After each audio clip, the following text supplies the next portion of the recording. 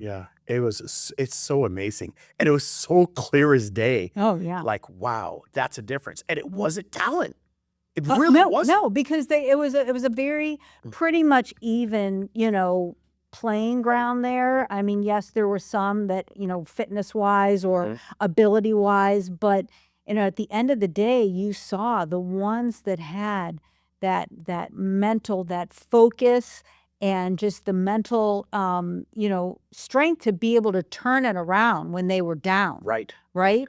Which I think as an entrepreneur is super important. Yep. We get knocked down all the time. Right. And if you're, a successful entrepreneur, yeah, you may boo-hoo for a minute. Right. But then you get back up and you're like, okay, let's do this and Right. let's turn this around. You know. And that's how they were.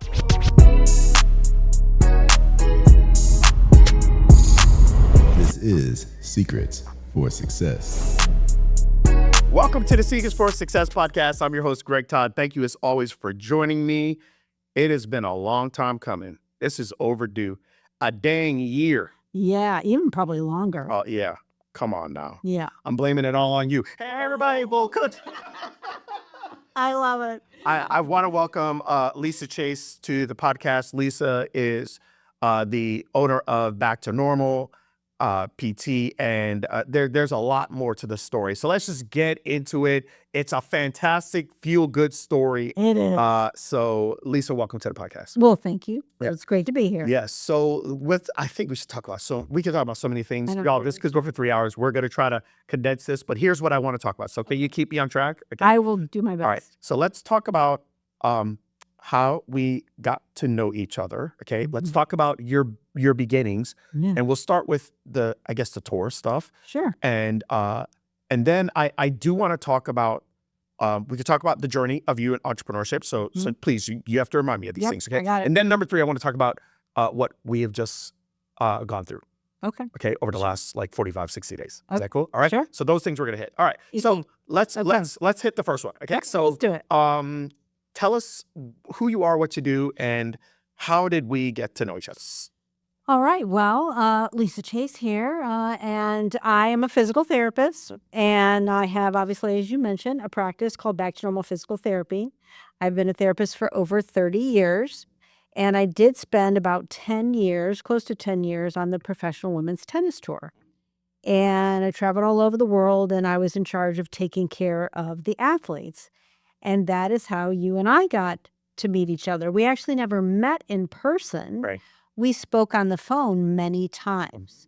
And we kind of went, back and forth while I was on the tour. And then fast forward, I don't even know how many years. It was quite a few. It was over, I think it was 2015. It was probably 12 or 13 years. Yeah. Yeah. I was at PPS conference, and so were you. And it was interesting because we were in a breakout room, Right. and both you and I were going crazy with whatever the person was saying. You were just like, oh my God. And you were going on, I was going on, but we never actually connected. We just were in the same room, and we were both noticing that we were both a little bit annoyed with what was going on. There was, it's the traditional stuff. Obviously, you're going to learn a few things there that's going to help you. Right, because that's what we did. I was a speaker that year, but I was also there as an attendee, and I was just hearing the backwards stuff. And I got to be honest with you, I had distanced myself from so many of that, and was learning from outside people, entrepreneurs, how to build my business, which just happened to be physical therapy clinics. Yeah. And so this was the first time in many years that I'd come back, and I'm like, oh my gosh, this is so backwards. Right? Yeah. Well, and I was on the tour for all those years. Right. So it was backwards to me too, because I was like, I was now looking to go, open up my practice. Right. And so I was looking for, okay, well, what's going on? Let me re-engage with this community. Right. And it was just really interesting. And then I went and listened to you speak because you were speaking on social media and online marketing. And I was like, whoa, I need to know about what's going on. And afterwards, I came up, and of course, you were hoarded with people, and everybody was waiting to speak with you. And I just was waiting patiently.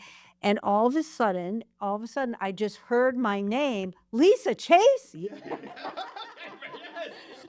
And I was like,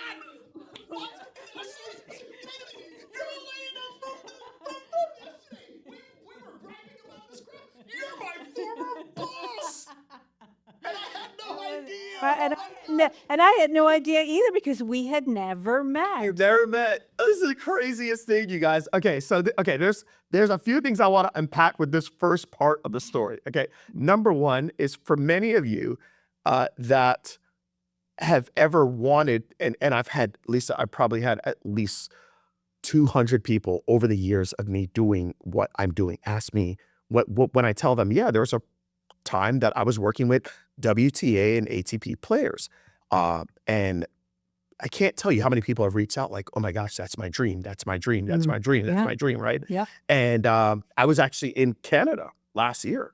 Yeah. And this girl was just like, That's right. yeah, all that other not trading time for money, business stuff, yeah, whatever. I want to be one of those tennis people. I was like, you know what? I got to be honest with you. I worked with them privately. There was this one lady that I know. She's a great friend of mine, and she was like head dog of that stuff. So she's like, I was like, you know what? I like the fact that you're a student and that you're here. I was like, I'm gonna connect. And she reached out to me like week after week, waiting to connect with you. So for those of you that are listening, that have always wanted to get on the tour or want to know what it takes and all the other stuff, you might want to reach out to well, I'm gonna blow up your DMs now. Turn BT on Instagram. Ask her whatever questions you want. Don't ask me no more. This is the lady. This is the one. Okay. All right. So I you know what I do want to talk about that because something that I told Lisa in 2003 is when the first ever tennis player that I worked with was actually Marty Fish. Mm-hmm. Okay.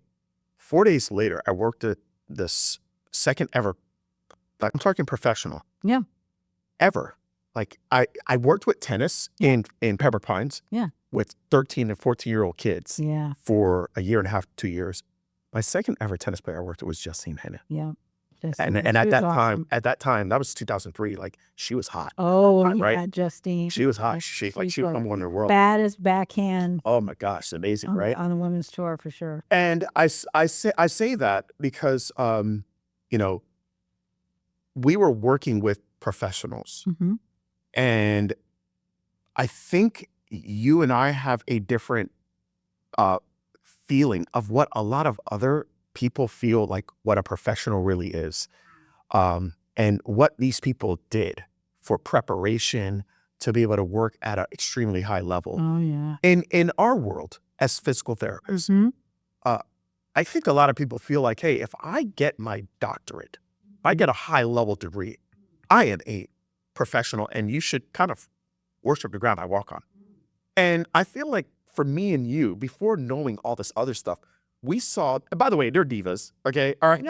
Right? Yes, of course. But they were, I remember one time Justine's coach said this to me. He said, Carlos, he goes, Greg, Justine is like a Ferrari. She's capable of very high performance, but she breaks easy. Yeah. But I think we learned a lot. Oh God, So learned much. so much. So I want everybody to understand this. I worked with probably about 25 to 30 pros. Lisa, you worked at hundreds. Yeah. Hundreds. Yeah. So It's a whole different ball. what did you learn from them during that time, that window of your life? What did you learn from them that you've brought into your practice and that has helped you, on a day-to-day with building your practice to what it is today? Well, look, focus. High performance. These are high-performing athletes. And you can see the difference with the athletes, like a Serena, like a Justine, that they had a very specific schedule. They did all the things. They had their nutrition dialed in, their warm-ups, their cool downs. They were, all of the fitness and the preparation, looking at they were selective, of what tournaments they were going to play. They didn't just play everything. Right. So they were so dialed in on all the things that they needed to do, and they also protected their time and their energy, where you had, the less experienced players, they may go play a couple matches, and after every match, they're out there still practicing or doing fitness. Right. I always used to tell the athletes, look, when you're at a tournament, it's game time. Right. We shouldn't be like training and, yes, you want to maintain, but you don't want to be building. You want to come prepared. Right. And those athletes that were the great athletes, they had the mental capacity. So mindset was huge. You could see, when a Serena went out, you could see when she switched. She flipped it. I mean, the mindset that it took, we used to always say, a lot of them have the athletic skill, but the ones that had the mindset, those were the ones that can go from good to great. Yeah, it's so amazing. And it was so clear as day. Oh, yeah. Like, wow, that's a difference. And it wasn't talent. It Uh, really no, wasn't. no, because it was a very pretty much even, playing ground there. Yes, there were some that, fitness wise or ability wise, but at the end of the day, you saw the ones that had that mental, that focus, and just the mental, strength to be able to turn it around when they were down. Right. Right? Which I think as an entrepreneur is super important. Yep. We get knocked down all the time. Right. And if you're, a successful entrepreneur, yeah, you may boo-hoo for a minute. Right. But then you get back up and you're like, okay, let's do this and Right. let's turn this around. You know, And that's how they were. I think I did a podcast recently about hard skills versus soft skills. I heard that last night. Yeah. And I think many of us, especially in the entrepreneur world, like, oh, I got to get better at my sales. I got to get better at my marketing. Okay, yeah, that stuff's important, and that is hard skills. But the soft skills, being able to be resilient, being able to be emotionally intelligent, empathetic, Yes. being able to find a way to relate to people, Yeah. and figure out where do we have common ground. That's right. How do you Right? connect with people if you don't have those Right. things? In tennis, I don't necessarily need to have the empathy, but in tennis, I need to have the ability to be so resilient. Oh my God, so resilient. I mean, I remember one time, I got a great Jen and Justine story, but the story stemmed from 2003, and in 2003 U.S. Open, you probably were working that year, Yeah. right? In 2003 U.S. Open, that was a year that Jen was up. I was there. Yeah. She was up Oh, yeah. 5-2 in the third. Mhm. Thought it was in the bag. Yeah. And Justin came back, Yeah. right? There was a certain level of like, I'm not out, That's right. right? All of a sudden, we just and then take it to the next level. 7-5, That's the it. third, and then went on to win the Open. And that was her Absolutely. big thing. There's a funny story. So when they came back, Yeah. I wasn't working with Jen yet. I was working with Justine. Right. And so at Saddlebrook, then Then Jen, find you. Jen came and said, she came to me and said, you working with her? I said, yep. She goes, all right, help me take out that. That sounds about right. This is all right. Justine would never say that. Jesse would know. So I feel like that's really interesting that, Yeah. we've taken that, the laser focus, the, being able to lock in. Hey, listen, I know that there's certain times that's go time. And that's really awesome that you've been able to kind of bring that in. I also believe, and like, I've heard people that have worked with you. I'm talking like Brittany and other people that I know that have worked with you. Mm. There's a different level with how you take care of people than what a lot of therapists think is like high quality care. Oh, yeah. Can you explain what you do and certain things that you're willing to do and what your team does that has allowed you to be a really good clinician that's now turned into a really good entrepreneur, which I'm going to talk about in a little bit. Yeah. Yeah. Look, one of the things that whenever I teach or I'm bringing new therapists on, firstly, I always say the mystery's in the history. And so many people, and this has been going on for years in healthcare, nobody takes the time to sit and just listen. Right. So first and foremost is giving patients the space to tell their story. Yeah. Right? Because when you let them tell their story, they're going to tell you what you need to know. And then your exam's just going to confirm it. Right. But it's looking at the whole person, right? It's willing to go above and beyond just therapy. Not only looking at the whole person, but caring about them, going that extra mile, right, for them. Whether it's when they come in and they have their biomat session, and I know Brittany's talked about this, instead of just being like, okay, here's the room and go ahead and lie down, it's preparing the room. It's how the lights are. It's selecting the right essential oil. It's putting that oil on them, getting them to take a breath, letting them just relax. It's giving them an experience, right? Giving them an experience, showing that you care, giving them space, and giving them an experience. And then, you got to have the skills to back it up, of course, because, I try to give them not only an experience, but get them the results. Like, you want to get better? All right, then in that first session, I'm going to show you how I can get you better in that very short period of time.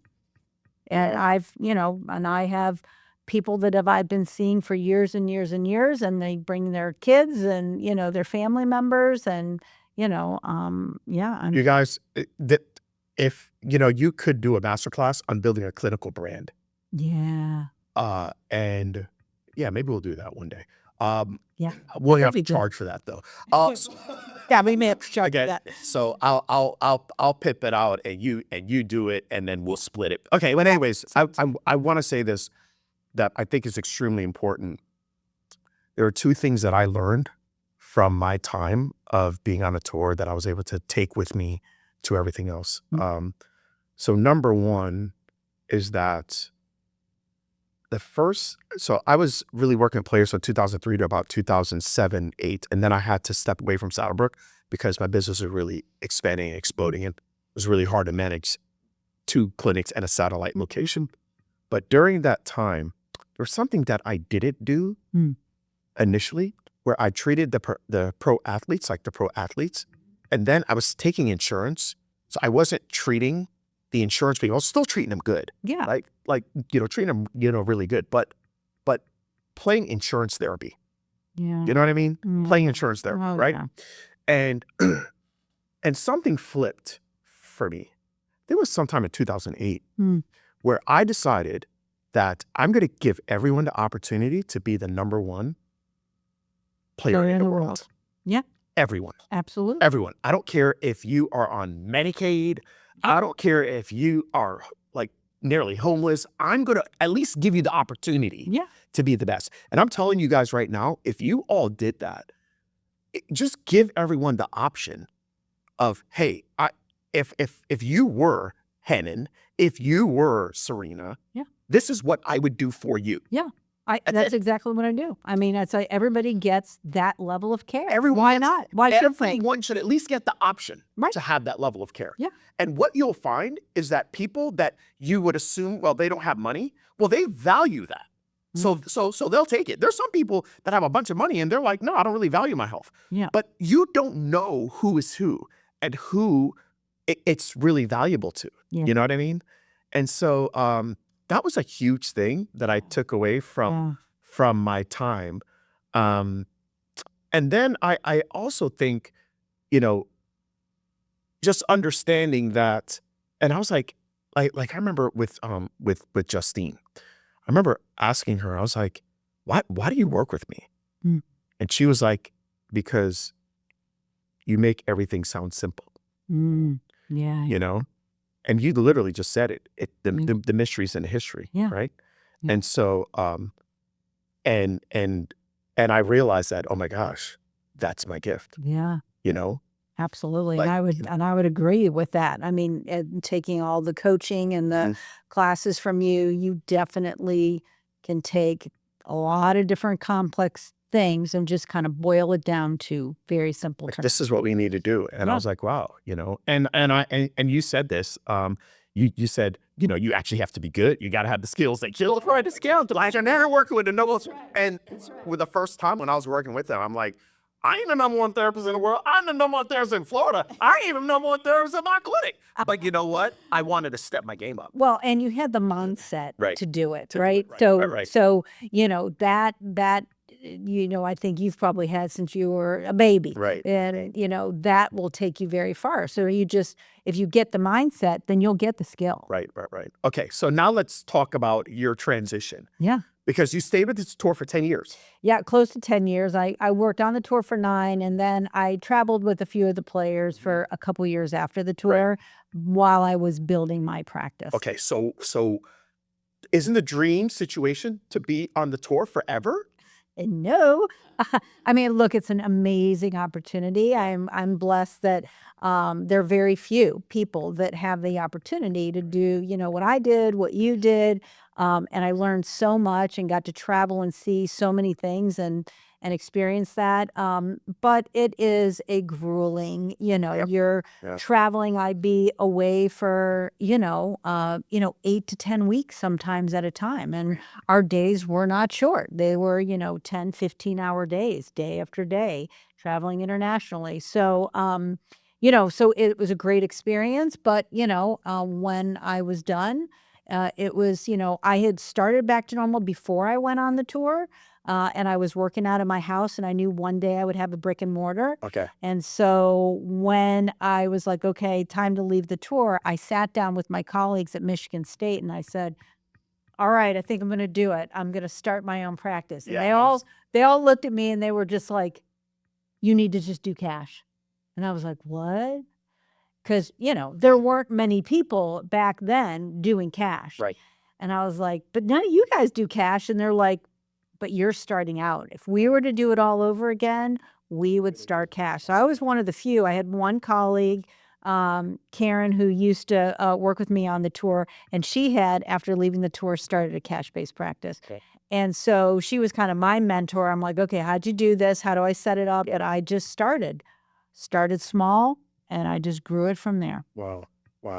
Mm-hmm. So you started your clinic in what year was that? 2010. 2010. And I was working out of a Pilates studio. I was just renting a space probably a little bigger than this space here. Yep. And I did that for about a year and a half, almost 2 years. Okay. And then I grew enough where I went into my own space. And I started off, it was just me. And then it grew where I started bringing Pilates instructors on, nutrition. What I've tried to create at Back to Normal is looking at the whole person, because it's unfortunate and it's a disservice to people that they have to go to multiple practitioners, right? They come in and it's like, oh, my shoulder and my elbow hurt. Oh, well, you'll have to come back for a different visit for your elbow because insurance won't cover that. Like, we can only cover you on the visit. And so, I really tried to have that whole well-rounded approach.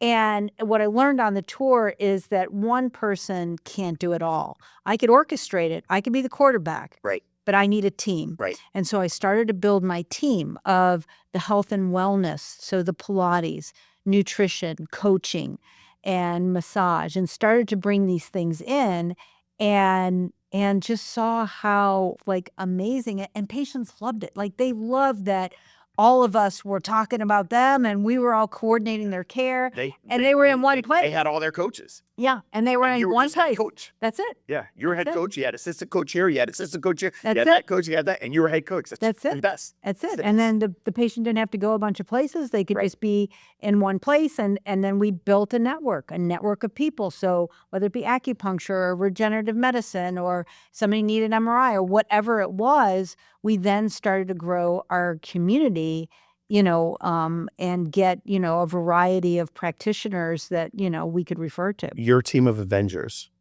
That's really it. Your team of Avengers. All these different people that can come for the common good. Common good is to serve these people with their overall health needs. Some work within your facility. Yep. Some you team up with outside the facility. It's a win-win for everyone. Yep. That's beautiful. So you guys, are you hearing this? Started in 2010. Started at a Pilates studio. Actually, no, at your house, right? In your house. Yeah, well, I started in 1998. That's when I started Back to Normal, 1998. Wow. Okay. And I started out of my house, Yep. and I was just kind of going to people's house. I was doing some consulting, And I was a manager, at a PT clinic, an outpatient PT clinic. So I was doing this on the side. And I was like, yeah, someday, I'm gonna, I'll open up my own place. And then I got onto the tour. So I put it on the back burner, but I kept it open, Okay. and I would occasionally see some people when I came back, and then I just got too busy on the tour, but I still kept back to normal. And I was like, one day I'm going to open up a brick and mortar. Wow. Wow. That's so cool. That's so cool. So I ended up seeing Lisa in 2015 at that event. And then we were able to kind of like really grow our relationship, right?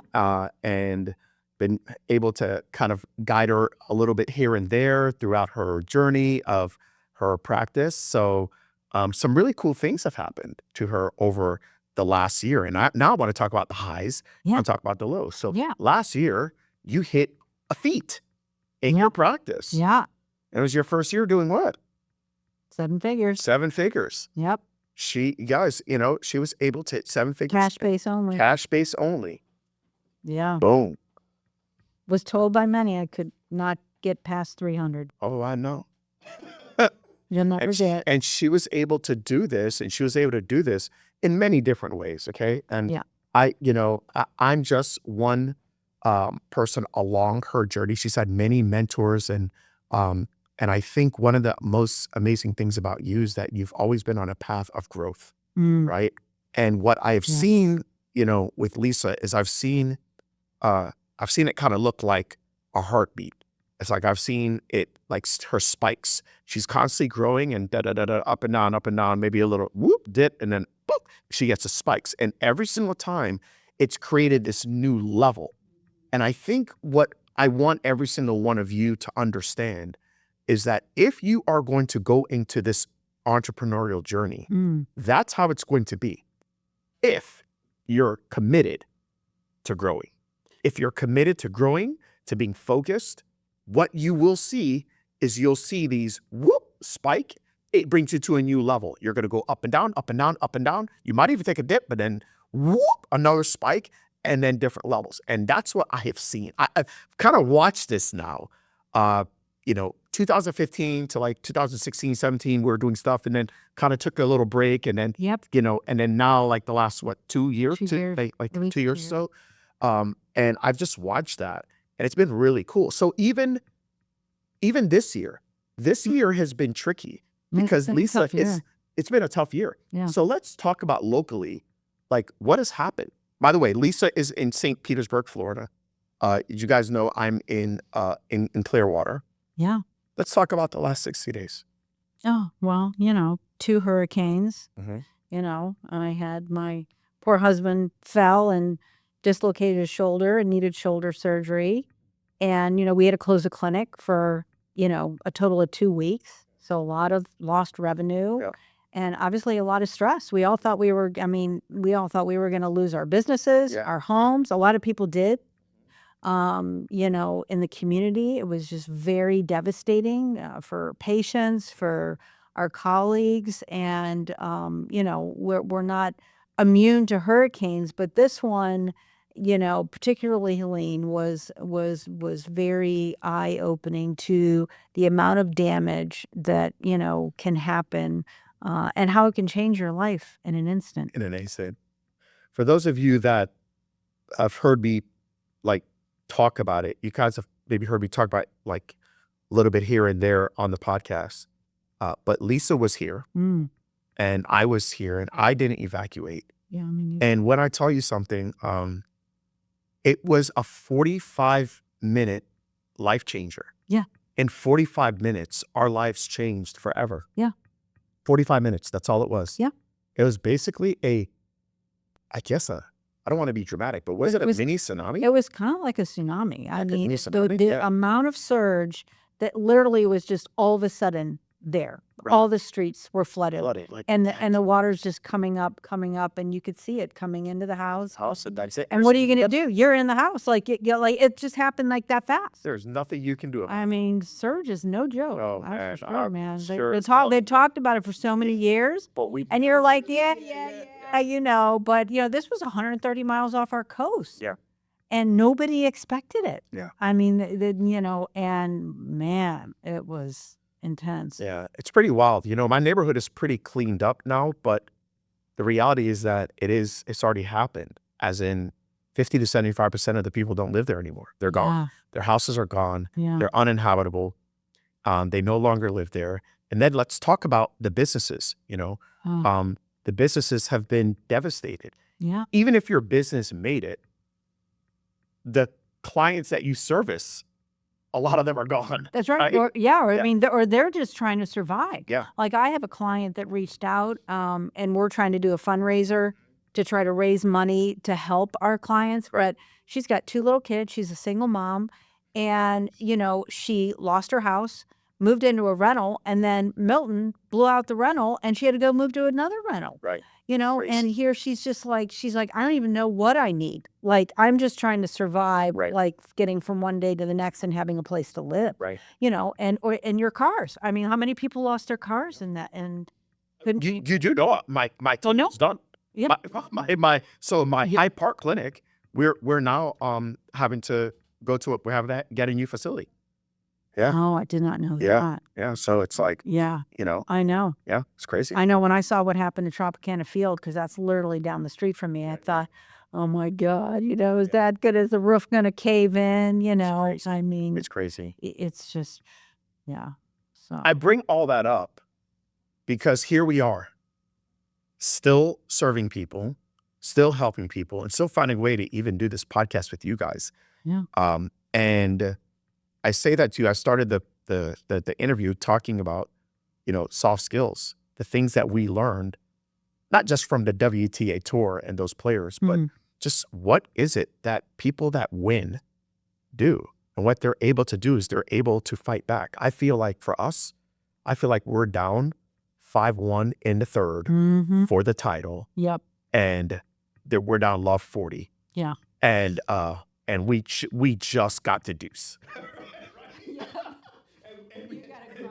We got to grind this sucker out right now, and we're making our comeback. And so I say that, you all, because I know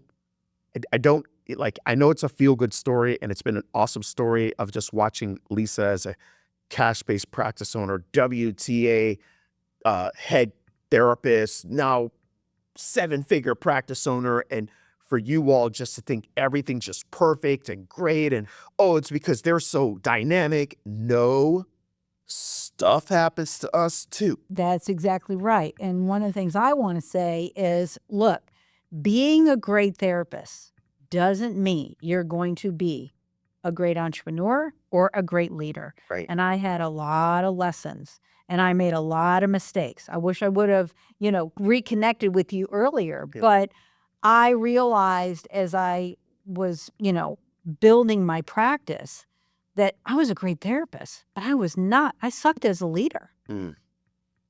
I didn't have the entrepreneurial skills. I mean, I think I innately had them, but the marketing and, all the things that you've taught me over the years. And so I sought out the best people. I was like, I looked at it like, what did I do to become the best PT? Right. Like, who's the best? And that's who I'm going to go to, and I'm going to learn from them, and I'm going to rinse and repeat, and I'm going to rinse and repeat, and I'm going to keep learning and applying these principles. In order to be successful and to be a leader, you got to do work on yourself. Right. You got to get better yourself. You got to find out, what your weaknesses are and what you need to do to grow and motivate and influence your patients, the community, your team, because 100%. one person can't do it all. Right. I couldn't have done what I did last year without my entire team. It was the whole team effort. Right. But I led the charge and helped to motivate and figure out how to do that, through, all these other things that, that I've learned along the way. I hope y'all have been inspired a little bit. I hope you feel like you can run through a freaking wall right now. Before we finish up the podcast, I actually want to honor you. I said it this week, okay? And I know that I'm going to say it, right? So we have been together for the last 3 days. I have a small inner circle group where we not only strategize, but it's actually a lot of boring, hard, stupid work that we got to do. But I know the only way we'll do it is if we've created the energy and we're in the right room and everybody's doing it. So we do things that suck today, but bless us a lot in the future. So anyways, we've been doing that. But the first day, we were recapping our 90 days and what has happened in the last 90 days. And so Lisa went, and as I'm listening, and I knew what was going on, obviously, we live in the same community, but I told this to Lisa, and I actually just want to say it on the podcast. Many of you are amazing clinicians, but as Lisa said, you really suck at the other stuff. And Lisa, that was you. Okay. Yep. But not today. Let me tell you something. You are one of the most amazing clinicians I've ever met. I still think like she would run, I know I haven't been doing this for a while. She would run rings around me even when I was at my peak. Okay. I was pretty darn good, but she's GOAT behavior with regards to being a clinician. But wow, I can tell that in the last 18 months, just watching your drive, watching how you finish out the year to get to that milestone, watching how we have gone through different challenges and struggles, but your level of expectation has actually just raised up. So you never came back down. Your thermostat didn't come back down to 400K or 500K. You're like, oh, hell no. It's staying up here. And then watching the last 45 days of what the cards you've been dealt, and watching you still find a way to be resilient, to still find a way just to take it to that next level. It's beyond inspiring. You are as good an entrepreneur as you are a clinician. Well, I appreciate that, and I appreciate your guidance and you pushing me. You challenging me. Because it's easy to kind of get comfortable, right? You get comfortable with where you're at. Right. And to get pushed out of your comfort zone, is not easy for a lot of people. Right. But I could tell anybody who's listening to this podcast, you have to push yourself outside your comfort zone. Right. The only way you gain confidence is by doing the things that you fear. Yeah, that's it. And you know what? You're going to suck at it. Yep. And I did. But I kept doing it, and I kept trying to figure out and get the training, find the mentors, find the people that know how to do what you need to do, and learn from them. And that's what I've done from you, and I really appreciate that. Well, thank you. I'm going to take that. I'm going to receive that in the name of Jesus. I'm receiving it, y'all. Do it. Anyways, thank you so much for being on the podcast. Well, thank you. Y'all, it took a while, but hopefully, Hey. I hope we made it really good for you. So anyways, thank you. I appreciate you. Till next time, you guys. That was easy.